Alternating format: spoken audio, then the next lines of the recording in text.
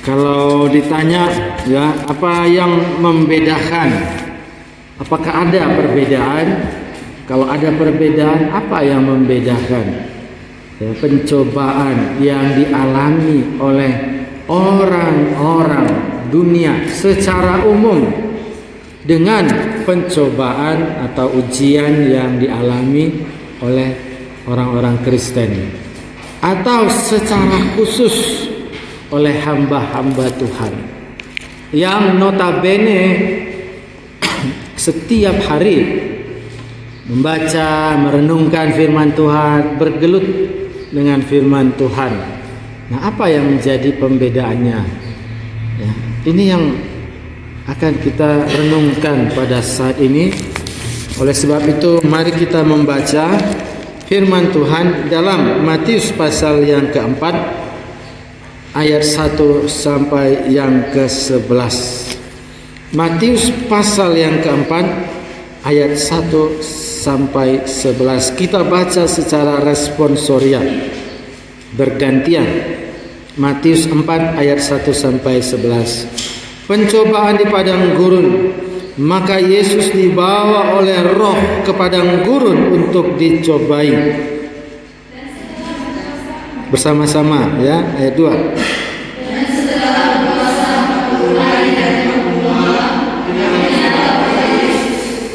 Lalu datanglah si pencoba itu dan berkata kepadanya, "Jika engkau anak Allah, perintahkanlah supaya batu-batu ini menjadi roti." Tapi Yesus menjawab, "Ada tertulis, manusia hidup bukan dari roti saja, tetapi dari setiap firman yang keluar dari mulut Allah." Kemudian iblis membawanya ke kota suci dan menempatkan dia di bubungan bait Allah.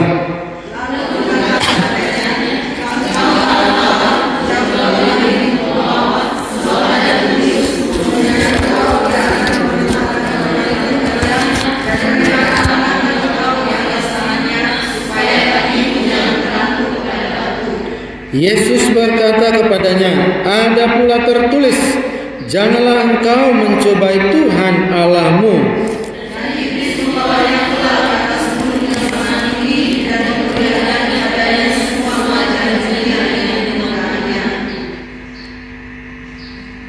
Dan berkata kepadanya, "Semua itu akan kuberikan kepadamu jika engkau sujud menyembah aku."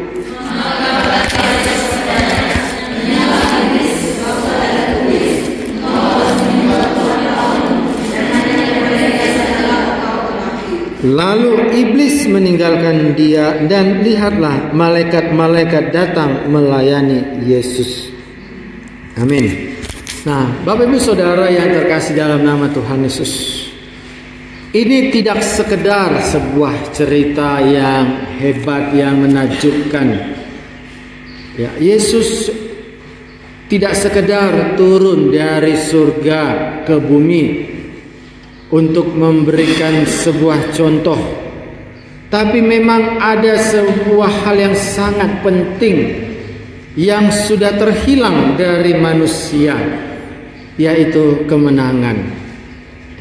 Ini yang sudah terhilang dari manusia, kemenangan. Manusia menganggap kekalahan itu biasa. Kalau jatuh dalam dosa setiap hari, ya wajarlah, namanya juga sudah manusia, namanya saja masih ada daging, ya wajarlah jatuh dalam dosa setiap hari. Tentu itu adalah juga salah satu tipu muslihat si jahat yang menganggap remeh kejatuhan dalam dosa. Nah, tidak bisa ya. Di sini jelas bahwa yang terhilang dari manusia yaitu kemenangan. Itulah yang mau dicoba dikembalikan oleh Tuhan Yesus melalui dia turun ke dalam dunia, mengampuni segala dosa-dosa manusia yang percaya kepadanya, supaya orang-orang yang sudah diangkat menjadi anak-anak Allah bisa hidup berkemenangan, beda dengan orang-orang dunia pada umumnya. Nah, ini yang menjadi pokok penting yang harus kita renungkan, kita pikirkan, kita gumulkan bagaimana supaya kita itu hidup berkemenangan. Jangan hidup dalam kemunafikan, ya, hidup dalam kemunafikan, setiap minggu melayani, setiap hari berdosa, hari Minggu melayani, hari-hari yang lain berdosa. Nah, itu dalam kemunafikan namanya. Nah, tidak seperti itu, tetapi memang hidup berkemenangan setiap hari, ya, bisa hidup berkemenangan dalam ujian, dalam cobaan, ya. Nah, itu penting sekali, ya, penting sekali. Nah, para mahasiswa, Bapak Ibu, dosen, staf semuanya, kalau kita menggumuli, ya, pencobaan pertama yang dialami Yesus itu adalah pencobaan manusia pada umumnya, yaitu apa? Pencobaan mengenai kebutuhan makanan dan minuman. Ya. Tetapi pencobaan yang kedua dialami oleh Yesus itu adalah pencobaan yang khusus ditujukan kepada orang-orang hamba-hamba Tuhan yang setiap hari bergumul, bergelut mempelajari firman Tuhan, ya. Ketika Yesus mengalami pencobaan yang kedua ini, Yesus mengalaminya di mana? Di sini dikatakan si jahat itu, iblis, membawanya ke kota suci dan menempatkan dia di bubungan bait Allah, ya. Di tempat yang tertinggi di Yerusalem, itulah bait suci. Di atasnya, di bubungannya, yang bisa dilihat oleh orang banyak, tempat yang suci yang sangat dihargai, disitulah justru iblis mencobai Yesus. Ini sangat relevan sekali, ya. Bagaimana ini sangat berkaitan erat dengan hamba-hamba Tuhan. Hamba-hamba Tuhan, mahasiswa teologi, alumni teologi, ya. Bahkan pendeta sekalipun bagaimana ditempatkan Tuhan di gereja, di dalam pelayanan, di tempat yang suci, tetapi di situ justru iblis datang untuk mencobai. Jadi jangan pikir, ya, jangan pikir masuk ke gereja atau masuk ke STT, ya, wah, sudah aman dari cobaan iblis, ya, sudah aman. Tidak, ya, tidak. Yesus sendiri saja dicobai di bubungan bait Allah, di kota suci di Yerusalem. Nah, itu satu hal, ya, itu satu hal bahwa memang Tuhan dengan sengaja mengizinkan hal ini terjadi, ya. Dialami oleh Tuhan Yesus, juga dialami oleh para pendeta, mahasiswa teologi, alumni, ya. Dan yang diuji atau dicobai bukan lagi berkaitan dengan kebutuhan hidup, bukan lagi berkaitan dengan makanan dan minuman seperti pencobaan yang pertama, tetapi berkaitan dengan firman Tuhan. Iblis tahu, ya, ketika dalam pencobaan yang pertama dia gagal karena Yesus memakai ayat firman Tuhan untuk membantah perkataan si iblis. Wah, kalau begitu si iblis pun memakai strategi baru dengan ayat firman Tuhan, dibawa ke atas bait Allah, lalu dipakailah ayat firman Tuhan, ya. Ada tertulis, ya, mengenai engkau ia akan memerintahkan malaikat-malaikatnya. Iblis pakai ayat firman Tuhan. Nah, hal yang pertama yang menarik di dalam ayat yang ke-6 ini, ya, jika engkau anak Allah,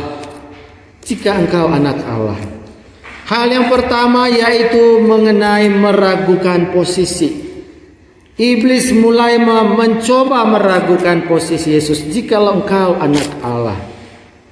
Tapi di sini Yesus tahu bahwa memang tidak perlu diragukan bahwa memang Yesus adalah anak Allah. Ya, sama seperti kita, ya. Kadang si iblis mencoba meragukan, jikalau engkau memang dipanggil Tuhan, jikalau engkau memang orang yang dikasihi Tuhan, jikalau engkau memang orang Kristen, ya, maka lakukanlah ini. Nah, ada sebuah hal yang menarik, sebuah tantangan. Jikalau engkau orang Kristen, jikalau engkau anak Tuhan, jikalau engkau memang hamba Tuhan yang imannya kuat, ya, jikalau engkau memang hamba Tuhan yang rajin pelayanan, ya, maka ya, lakukanlah ini. Nah, jadi memang di sini hal sebagai pengantar masuk ke dalam ujian cobaan yang kedua ini memang mengenai posisi. Jelas, oleh sebab itu hal yang kita perlu perkuat, hal yang perlu kita pertegas di dalam diri kita, bahwa memang kita ini orang yang sudah diselamatkan Tuhan, bukan karena kekuatan diri kita, tetapi karena anugerah Tuhan.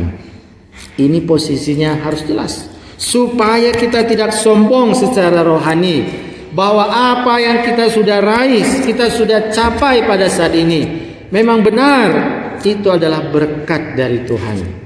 Kita bisa melayani, kita bisa melayani di gereja, di tengah-tengah masyarakat, kita diselamatkan, itu adalah anugerah Tuhan. Ya. Jadi tidak lagi mencari-cari kepastian, tapi kepastian itu sudah ada. Tidak lagi meragukan berkat Tuhan, tapi yakin dan percaya berkat Tuhan itu memang Tuhan berikan, bahwa memang kita anak-anak Tuhan, bahwa memang kita sudah diselamatkan, hamba Tuhan, kita sudah dipanggil oleh Tuhan. Itu menjadi dasar yang penting bagi kita untuk berpijak melawan cobaan itu. Karena kadangkala ya si iblis mulai meragukan, ya, wah, kalau engkau anak Tuhan, masa engkau anak Tuhan? Ya, dosa-dosamu saja begitu banyak di masa lalu. Kamu sendiri banyak melakukan dosa. Masa engkau anak Tuhan? Nah, itu sudah masuk pancingan, ya, meragukan anugerah Tuhan, berkat Tuhan bisa menghapus dosa-dosa masa lalu, ya, bisa menghapus apa yang sudah terjadi di masa lalu. Nah, itu harus kita kuat di situ. Nah, ya, jadi kita harus memiliki kesadaran diri yang jelas. Ya, kita jangan lagi mau diombang-ambingkan oleh hal-hal masa lalu, dosa masa lalu yang membuat kita ragu bahwa kita adalah anak-anak Tuhan, hamba Tuhan yang sudah ditebus, diselamatkan oleh anugerah Tuhan. Nah, ini sehingga posisi kita harus benar dulu. Posisi kita berdiri, posisi kita di hadapan Tuhan harus benar terlebih dahulu. Ya. Nah, lalu si iblis berkata, "Jikalau engkau anak Allah, jatuhkanlah dirimu ke bawah. Sebab ada tertulis mengenai engkau, ia akan memerintahkan malaikat-malaikatnya, dan mereka akan menatang engkau di atas tangannya, supaya kakimu jangan terantuk kepada batu." Ya. Nah, ini terambil dari Mazmur 91 ayat 11 sampai 12. Nah, iblis mengutip itu, Mazmur 91 ayat 11 sampai 12. Nah, ini iblis memakai ayat firman Tuhan. Iblis memakai ayat firman Tuhan untuk mencobai Tuhan Yesus. Nah, di sini memang ya, karena iblis tahu, Yesus pasti tahu firman Tuhan. Ya, oh, ada tertulis Mazmur 91. Jadi dengan pengetahuan yang diketahui oleh Tuhan Yesus, iblis mau pakai itu untuk mencobai Tuhan Yesus. Dengan pengetahuan Alkitab yang kita baca tiap-tiap hari, iblis akan pakai itu untuk mencobai Anda. Ya. Misalnya ya dalam Roma dikatakan tidak ada yang dapat memisahkan engkau dari kasih Allah. Tidak ada yang dapat memisahkan engkau dari kasih Allah. Lalu iblis tinggal koma, buat koma, tambah koma. Ya oleh sebab itu berbuat dosalah. Tidak ada yang dapat memisahkan engkau dari kasih Allah. Ya berbuat dosalah. Nah, ini ya. Jadi bagaimana dengan pengetahuan itu, pengetahuan tentang Alkitab yang kita miliki, iblis bisa tambahkan. Iblis bisa putar balik. Ya, Tuhan mengasihi engkau. Ya, Tuhan tahu bahwa engkau butuh teman hidup, butuh pasangan. Ya, Tuhan tahu. Ya oleh sebab itu pacaranlah dengan sesuka hati. Ya, makanya alumni juga ada yang ya seperti itu. Nah, bagaimana dengan ayat firman Tuhan yang diketahui itu bisa dipakai oleh iblis untuk menjadi pencobaan iblis bagi orang-orang hamba-hamba Tuhan, bagi orang-orang Kristen, ya. Makanya memang kata kuncinya di sini berhati-hati, ya. Karena memang firman Tuhan itu sangat manis. Karena memang firman Tuhan itu sangat indah. Ya. Mazmur mengatakan firman Tuhan itu bagaikan madu, sangat manis. Anugerah Tuhan itu sangat luar biasa. Tetapi itu bisa menjadi dipakai oleh si jahat, diputar balikkan untuk tujuan si jahat. Ya kan? Kan ada firman Tuhan tertulis, kan anugerah Tuhan besar, maka lakukanlah ini, lakukanlah itu. Nah, ini hati-hati. Kalau yang tidak kritis, tidak hati-hati, maka akan menelan firman Tuhan itu mentah-mentah, tetapi sudah disusupi oleh tipuan si iblis di dalamnya. Makanya ya sangat-sangat penting sekali belajar Alkitab firman Tuhan secara utuh, secara komprehensif, menyeluruh dan secara jelas, ya. Dan itulah yang dipakai oleh Tuhan Yesus. Di dalam ayat yang ke-7, Yesus menangkis cobaan si iblis itu. Yesus berkata, ada pula tertulis, ya. Ada pula tertulis. Jadi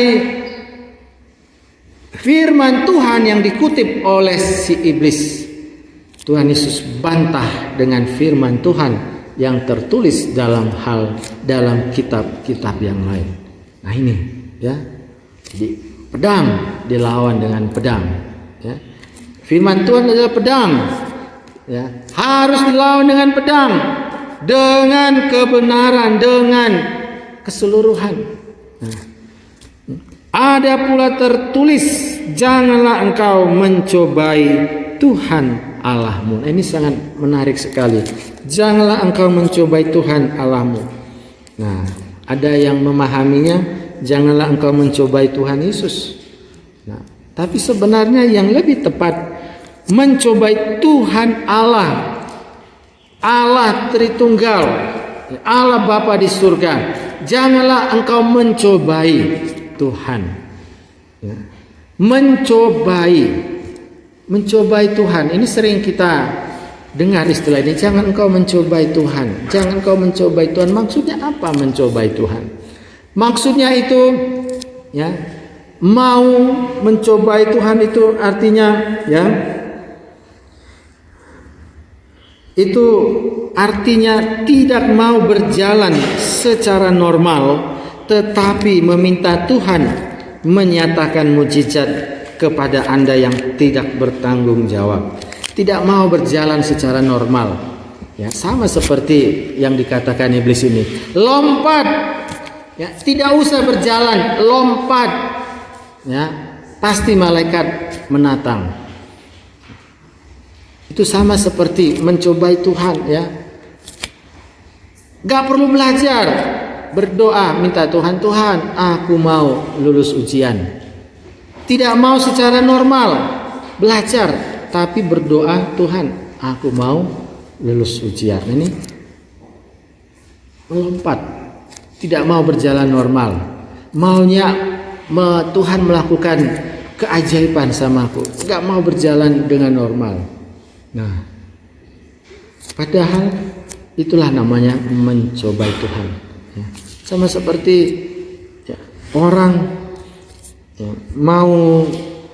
maunya dapat uang tapi tidak mau bekerja. Lalu caranya apa? Dia main undian, main lotre terus. Nah, sama juga orang mencobai Tuhan. Ya, Tuhan, aku ingin menang dalam hal pornografi misalnya. Tuhan, tolong saya kasih kekuatan untuk menang dalam hal pornografi. Tapi apa yang dilakukannya? Dia masih terus melihat website gambar-gambar yang cabul. Tapi dia terus berdoa, Tuhan, tolong saya bisa menang dalam hal pornografi. Ya.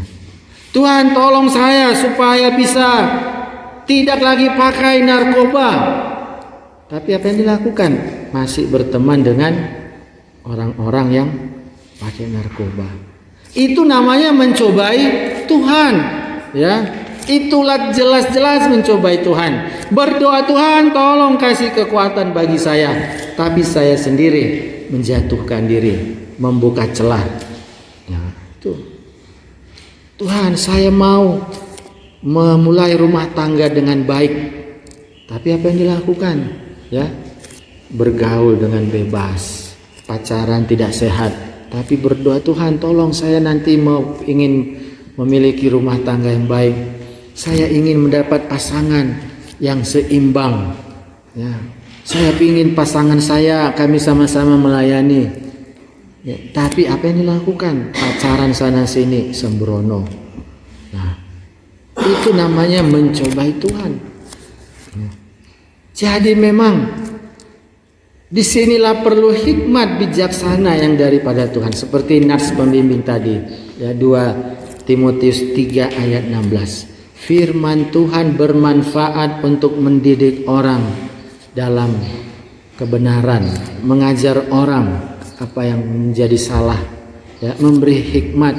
Itulah firman Tuhan. Nah, jadi kita harus memahami firman Tuhan secara utuh. Karena apa? Karena si iblis mau ambil sepenggal ayat firman Tuhan lalu dikasih kepada Anda, lalu itu diputar balik untuk mencobai Anda. Dan Tuhan izinkan hal itu terjadi. Ya, supaya apa? Memang supaya itu adalah ujian.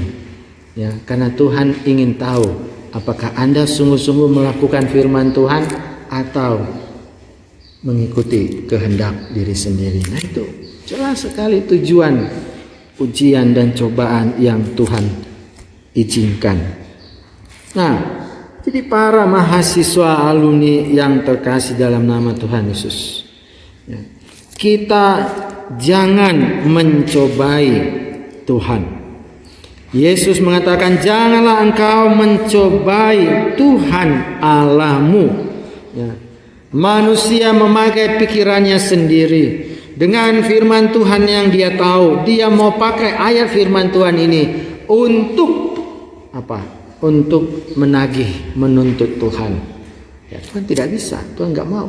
Ya, makanya Tuhan katakan, ya, kamu menderita itu karena kesalahanmu. Kenapa engkau menyalahkan aku? Kata Tuhan. Ya, orang-orang ateis kan seperti itu, orang-orang ateis. Tuhan, tidak ada Tuhan. Karena apa? Karena banyak kelaparan di Afrika, di negara-negara sana banyak terjadi kelaparan. Kalau Tuhan ada, pasti tidak akan dibiarkan itu orang-orang dalam kelaparan. Nah, itu namanya mereka mencobai Tuhan, menyalahkan Tuhan. Atas apa yang terjadi adalah karena perbuatan manusia sendiri, tetapi menyalahkan Tuhan yang membiarkan hal itu semua. Jadi manusia memang sering sekali mencobai Tuhan. Dan di sini dengan jelas ya, Tuhan Yesus turun dari surga, membiarkan dirinya dicobai oleh si iblis, dan firman Tuhan Yesus mengatakan, janganlah engkau mencobai Tuhan Allahmu. Ini jelas. Jadi memang ini memang suatu tantangan bagi orang-orang yang setiap hari baca Alkitab, tahu ayat-ayat firman Tuhan, ya. Tahu ayat-ayat firman Tuhan, dan dengan pengetahuan ayat-ayat firman Tuhan, si iblis pakai satu, dikasih kepada Anda, lalu diputar balik. Nah, apakah mau mengikuti cobaan dari si iblis atau taat kepada firman Tuhan secara menyeluruh? Ya kan? Satu contoh, misalnya hal mengasihi. Kita harus mengasihi sesama. Kita harus mengasihi sesama. Ya, memang benar ini ayat firman Tuhan, mengasihi. Nah, ini pernah saya khotbahkan ya 2 minggu lalu di chapel. Tetapi kasih itu harus kudus. Kasih itu harus benar. Karena kasih yang kudus dan benar itu adalah bersumber dari Tuhan Allah. Kita mengasihi dengan kasihnya Tuhan Allah. Jadi nggak bisa kalau kita mengatakan aku mengasihimu, tetapi ada keinginan-keinginan yang jahat, keinginan yang cabul, ya. Lalu kita katakan aku mengasihi dia, tapi ada niat hati yang jahat, itu bukan kasih. Ya. Nah, jadi memang ya, kita harus memahami firman Tuhan secara utuh, memahami bahwa Allah itu kasih. Allah itu juga kudus, Allah itu benar. Sehingga kalau kita mau mengasihi dengan kasih Allah, harus mengasihi dengan kasih yang suci, kudus, dan dengan kasih yang benar. Nah, inilah contoh memahami firman Tuhan secara menyeluruh dan tuntas. Jangan sepenggal-sepenggal. Nah, ini masalahnya memang banyak sekali pengkhotbah di YouTube itu berkhotbah secara sembarangan, secara sembrono, mengambil ayat firman Tuhan, copor sana, copor sini, lalu disampaikan kepada jemaat. Akhirnya apa? Jemaat pun pengertiannya pun ya sepenggal, dan ini memang berbahaya. Ya. Sejak Adam dikasih firman Tuhan, lalu iblis pakai ayat firman Tuhan itu untuk mencobai Adam dan Hawa. Jatuhlah Adam dan Hawa dengan firman Tuhan yang mereka ketahui. Ya, bahaya sekali memang. Ya, jadi memang tantangannya bagi hamba-hamba Tuhan ya, supaya menyampaikan firman Tuhan dengan kebenaran yang seutuhnya, menyeluruh. Ya, dengan kebenaran yang seutuhnya, yang menyeluruh. Nah, jadi Bapak Ibu Saudara yang terkasih dalam nama Tuhan Yesus, kita harus menghargai firman Tuhan. Kita harus menghargai Tuhan, bukan sebaliknya kita mencobai Tuhan dengan perkataan Tuhan itu sendiri. Ya kan? Nah, sama seperti seorang anak. Ya, seorang anak kadang ya suka mencobai orang tuanya. Wah, bapak kan sudah janji akan begini-begini ya. Mama kan sudah janji akan begini-begini. Nah, jadi menagih atau menuntut. Ya, biasanya seorang anak akan seperti itu. Tetapi kalau tidak memahami, ya, kalau tidak diberi, ya, lalu si anak akan bersungut-sungut. Wah, berarti bapak kejam. Nah, padahal bapak baik. Tetapi apa? Karena kebutuhannya tidak terpenuhi, maka dia akan menganggap ya, bapak kejam, mama kejam. Nah, karena apa? Tidak memahami secara menyeluruh. Betapa pentingnya memahami Tuhan secara menyeluruh, memahami firman Tuhan, menghargai Tuhan dan kebenaran firman-Nya. Ya. Firman Tuhan katakan, ya, jangan sesat. Pergaulan yang buruk merusak kebiasaan yang baik. Ya. Firman Tuhan hari ini juga berbicara mengenai persaudaraan. Sebagai saudara-saudara sesama hamba Tuhan, kita harus bisa saling menguatkan. Ya. Sebagai saudara-saudara sesama hamba Tuhan, bukan saling menggosipi, bukan saling melemahkan, tapi saling menguatkan.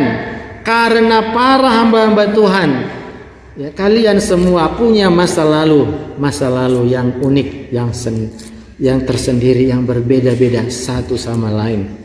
Ya.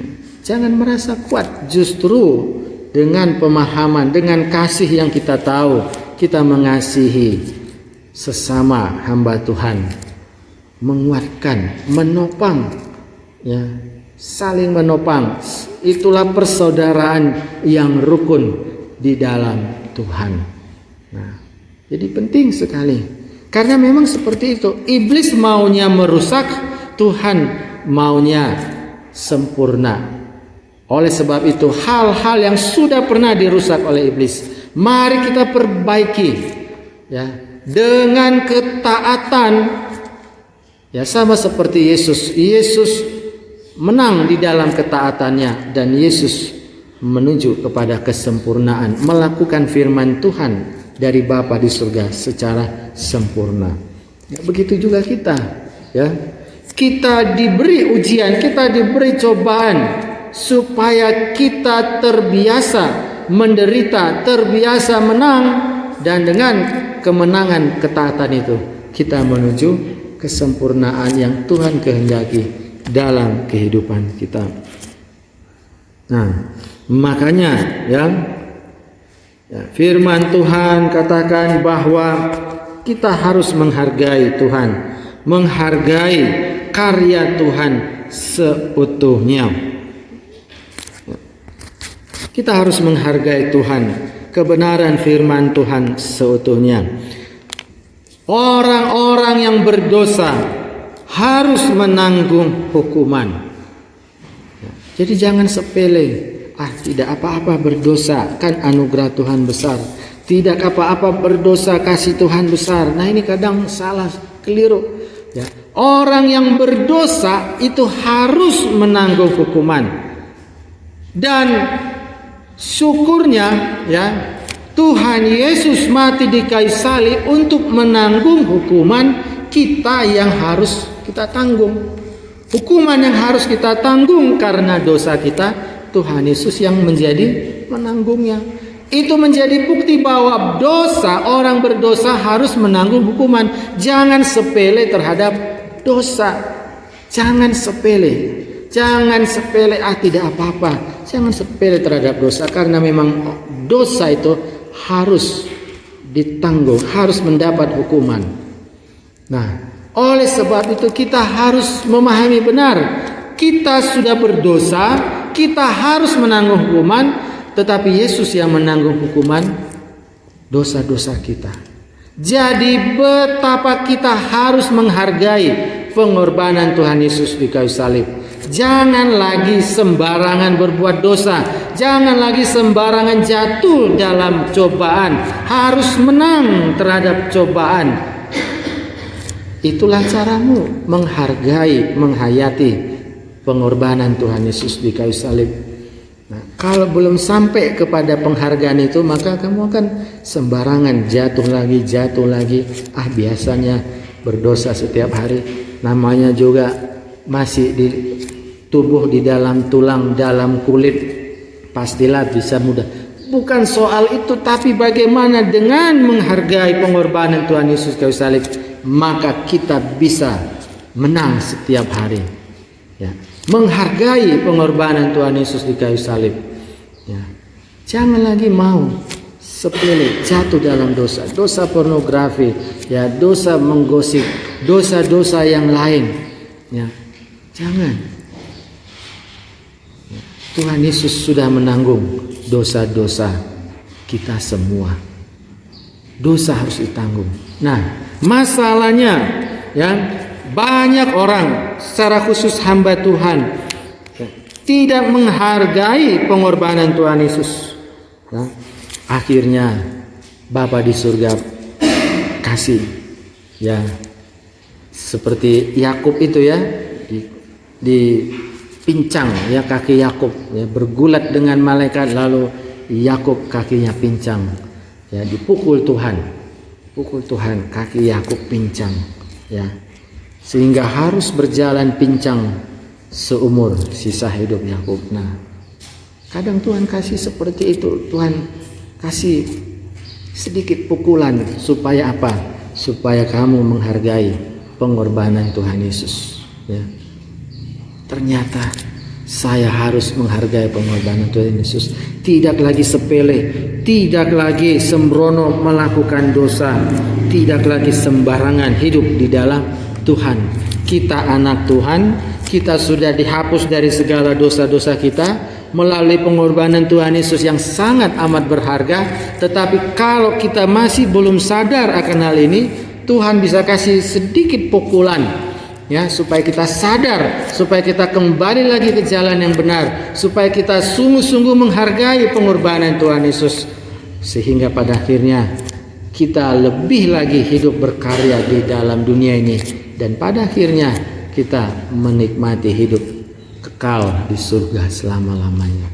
Inilah semua dibungkus oleh kasih Tuhan, oleh hikmat Tuhan yang kadang sulit untuk kita pahami. Mengapa banyak hal yang terjadi dalam kehidupan ini, baik suka maupun duka.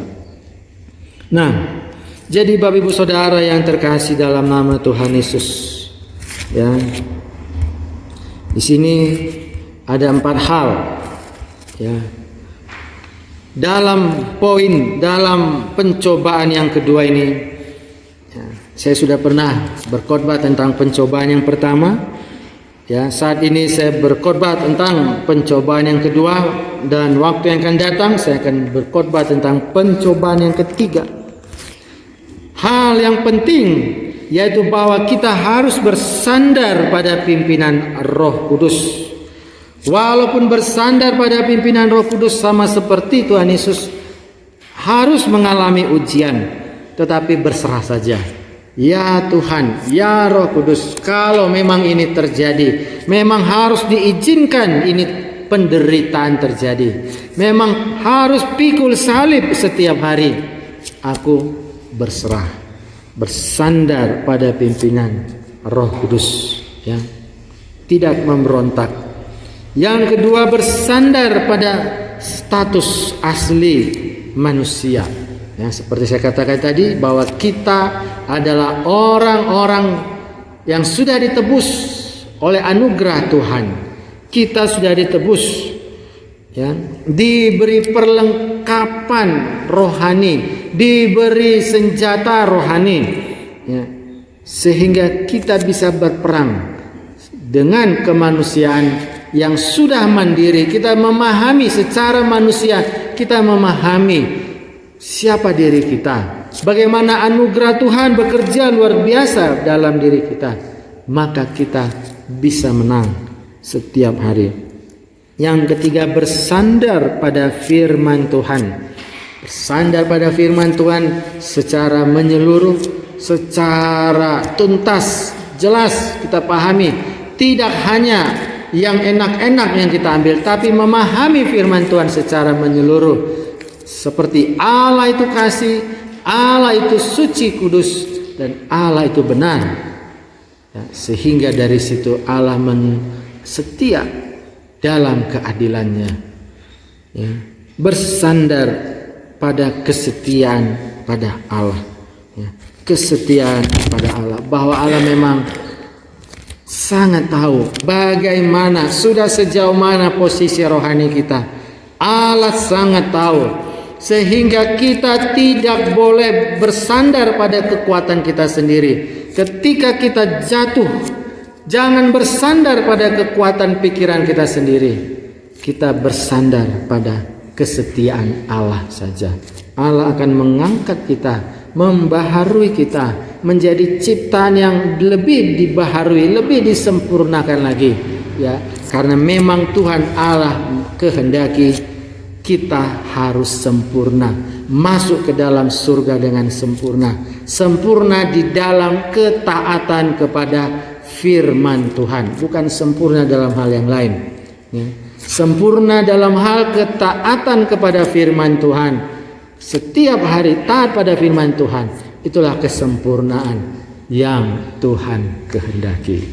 Inilah menjadi tantangan bagi para hamba-hamba Tuhan, para mahasiswa teologi, ya. Jadilah kita menjadi pemenang di dalam melakukan firman Tuhan. Amin. Mari kita bersatu di dalam doa.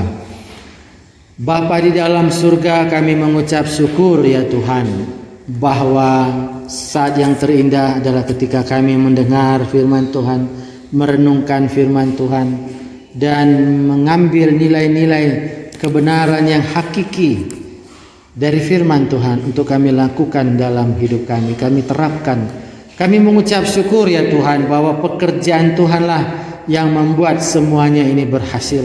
Kami boleh diampuni, diselamatkan. Kami boleh hidup berkemenangan. Kami boleh hidup saling menguatkan sebagai saudara seiman, sesama hamba Tuhan.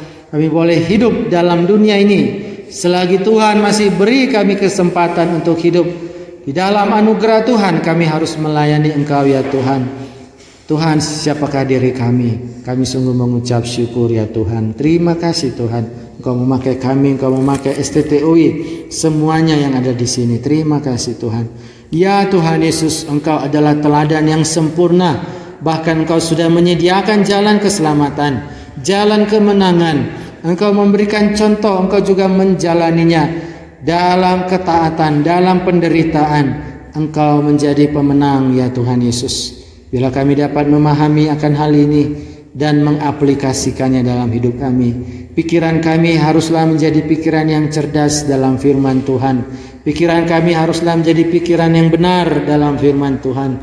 Kami menaklukkan segala kedagingan-kedagingan kami dalam pimpinan Roh Kudus. Kalau kami harus menderita, maka kami berserah kepada Roh Kudus yang mampu menguatkan kami dalam penderitaan-penderitaan yang kami hadapi.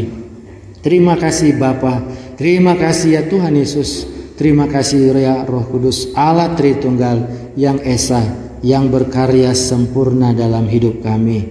Di dalam nama Tuhan Yesus Kristus, kami mengucap syukur dan berdoa.